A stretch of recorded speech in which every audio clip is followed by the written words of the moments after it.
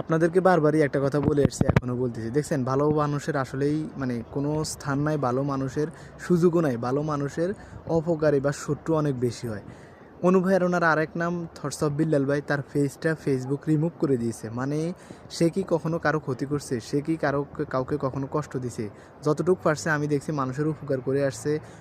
যারা নতুন content creator তাদের জন্য অনুপ্রেরণামূলক ভিডিও বানাইছে, অনেককেই সহযোগিতা করছে। দুই একজনের সাথে হয়তো ঘটনাক্রমে তার সাথে মনোমালিন্য থাকতে পারে, কিন্তু তার এত বড় ক্ষতি কেউ করে দিবে সেটা আমি কখনোই ভাবি নাই। তার পেজটাই নাকি ফেসবুক থেকে রিমুভ হয়ে গেছে। আমি আসলে বিস্তারিত জানি না, তারপরেও আমি শুনে খুবই খারাপ লাগছে এবং আপনাদেরকে কথাগুলো বলার জন্যই এখন চলে আসছি ভিডিওতে।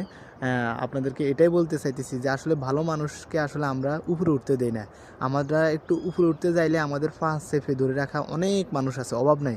আপনার আশেপাশের মানুষগুলো দেখবেন আপনার একটু মঙ্গল, আপনি একটু ভালো করতেছেন, আপনি একটু ভালোর দিকে যাইতেছেন, সব ক্ষেত্রেই দেখবেন অনেকেই আপনাকে পিছন থেকে টেনে ধরে রাখার চেষ্টা করবে। অনেকের আপনার ভালোটা সহ্য হবে না, তারা চাইবে আপনি সবসময় তাদের নিচে থাকেন, তাদের থেকে পিছিয়ে থাকেন।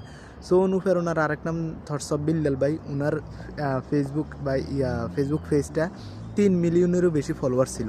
চিন্তা করতেছেন এরকম একটা পেজ মানে গেইন করা আমাদের স্বপ্ন বা আমাদের সবার টার্গেট। আমরা কিন্তু পারতেছি না, অথচ উনি পারছে, উনাকে আমরা নামাই দিছি। সো তারও কিন্তু শত্রুর অভাব ছিল না। সো বুঝতে পারতেছেন আসলে ভালোর কোনো মর্যাদা আমরা দিতে পারি না এবং ভালোর পাশেও থাকতে পারি না, ভালোকে সাপোর্টও করতে পারি না। মানে যারা তার এই ক্ষতিটা করছে, তার পেজে রিমুভ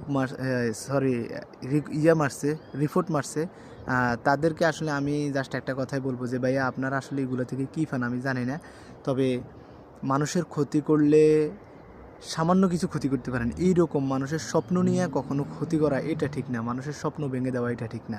ঠিক আছে, পারলে মানুষের উপকার কিছু করেন, আর না পারলে মানুষ থেকে দূরে থাকেন। আমি বিষয়টা আসলে মানতে পারতেছি না, আমাদের 5-10 হাজার ফলোয়ার করতে এত কষ্ট, আর অথচ ওনার 3 মিলিয়নেরও বেশি ফলোয়ার। সো আমি জানি না ওনার কাছে এই জিনিসটা কেমন লাগতেছে বা উনি কতটা দুঃখ পাইছে, কতটা কষ্ট পাইছে। তবে যারা করছে কাজটা ঠিক করেনি এবং আমার কেন মনে হয় যে আসলে আমাদের সবারই এই বিষয়টা মাথায় রাখা উচিত। কারো উপকার করতে না পারি, কারো অপকার করা উচিত না।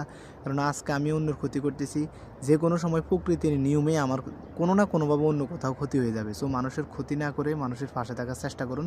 ধন্যবাদ।